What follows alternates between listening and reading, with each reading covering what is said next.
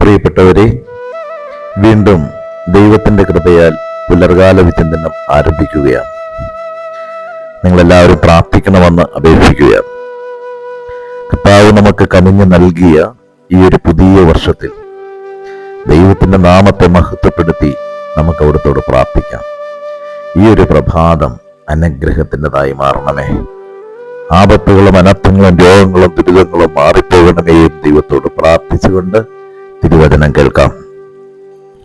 ഇന്ന് നമ്മൾ ധ്യാനിക്കുവാൻ പോകുന്ന ദൈവ തിരുവചന ഭാഗം യോഹന്നാന്റെ സുവിശേഷം 21-ാമത്തെ അധ്യായത്തിലാണ്.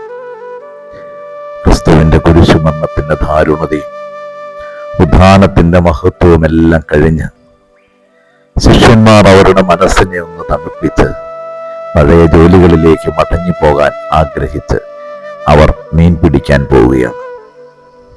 പത്രോസാണ് അത് ആദ്യം പറയുന്നത്. ബാക്കിയുള്ള ശിഷ്യന്മാരും അവനോടൊപ്പം പോയി.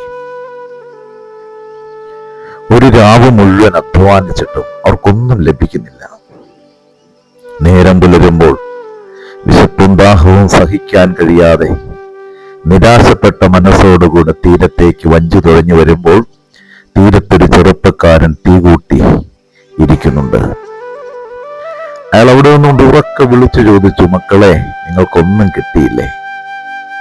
അക്ഷരാർത്ഥത്തിൽ തോറ്റു തുന്നം പാടിയവരുടെ മുമ്പിൽ ആ ഒരു ചോദ്യം വല്ലാതെ അവരുടെ ഹൃദയത്തെ കീറി മുറിക്കുക തന്നെ ചെയ്യും. എങ്കിലും അവർ പറഞ്ഞു, ഒന്നും കിട്ടിയില്ല. അപ്പോൾ ആ ചെറുപ്പക്കാരൻ ഉറക്കെ വിളിച്ചു പറഞ്ഞു, നിങ്ങൾ വഞ്ചിയുടെ വലതു ഭാഗത്ത് വലയിറക്കിക്കോളാൻ. ഒരു രാവ് മുഴുവൻ പണിയെടുത്തിട്ടും ഒരു ചെറുമീൻ പോലും വലയിൽ ഉടക്കിയില്ലെന്ന് മാത്രമല്ല, നിരാശ അത്രമാത്രം അവരുടെ മനസ്സിനെ കീഴ്പ്പെടുത്തിയിട്ടുണ്ട്.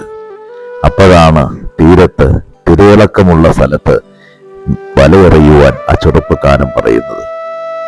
അക്ഷരം പ്രതി അവർ അനുസരിച്ചു. അവസാനത്തെ കച്ചിത്തുരുമ്പാണല്ലോ. വലയിറക്കി അവർക്ക് മീൻ ലഭിക്കുകയും ചെയ്തു.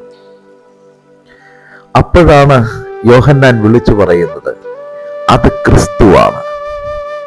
പ്രിയപ്പെട്ടവരെ, നിന്റെ തോൽവിയുടെ തീരങ്ങളിൽ കുഞ്ഞേ എന്ന വിളിയോടുകൂടെ നിനക്ക് വേണ്ടി പ്രാതലൊരുക്കി കാത്തു നിൽക്കുന്ന ഒരു ദൈവമുണ്ടെന്ന് ഈ ഒരു പുതിയ വർഷം നിന്റെ ഹൃദയത്തിനകത്ത് നീ എഴുതി വെച്ചുകൊള്ളണം.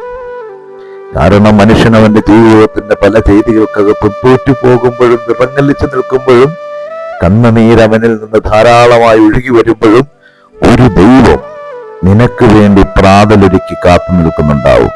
കുഞ്ഞേ എന്ന വിളിയോടുകൂടെ നിന്റെ തോൽവിയുടെ തീരങ്ങളിൽ. പത്രോസ് എടുത്ത് കടലിലേക്ക് ചാടി. ബാക്കിയുള്ള ശിഷ്യന്മാർ വഞ്ചി തുഴഞ്ഞ് തീരത്തിലേക്ക് എത്തിയപ്പോൾ അവരെ ഇരുട്ടി ക്രിസ്തു പ്രാതല് കൊടുത്തു.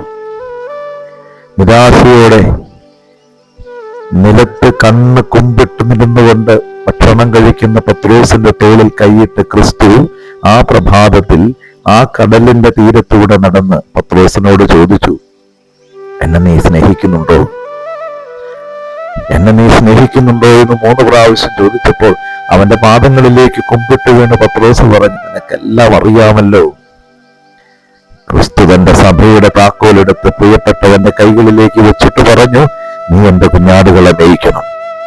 പ്രിയപ്പെട്ടവരെ, എല്ലാം തകർന്ന് പരിപ്പണമായ നിരാശയിലേക്ക് കോച്ചുകുത്തിയവന്റെ ജീവിതത്തിലേക്ക് ഞാൻ നിന്റെ കൂടെയുണ്ടെന്ന് വിളിച്ചു പറഞ്ഞ് അവന് പ്രാതലൊരുക്കി പിന്നെ അവന്റെ സകല തെറ്റുകളും പുറത്ത് അവന്റെ തോളിൽ കൈയിട്ട് അവനെ സഭയുടെ അധികാരിയാക്കി മാറ്റിയ ഒരു ദൈവം നിന്റെ കൺമുമ്പിലുണ്ടെങ്കിൽ നിനക്ക് നിരാശപ്പെടാൻ അവകാശമില്ല.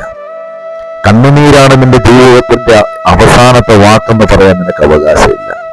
നിന്റെ ദൈവം നിനക്ക് വേണ്ടി അനുഗ്രഹം ഒരുക്കി കാത്തുവെച്ചിട്ടുണ്ടാവും. ഒന്ന് പ്രാർത്ഥിച്ച യേശുവേ, ഈ ദിനം അനുഗ്രഹത്തിൻ്റെതാകണമേ, ഈ വർഷം അനുഗ്രഹത്തിൻ്റെതാകണമേ. അങ്ങന്റെ തോൽവിയുടെ തീരങ്ങളിൽ എനിക്ക് വേണ്ടി കാത്തിരിക്കണമേ.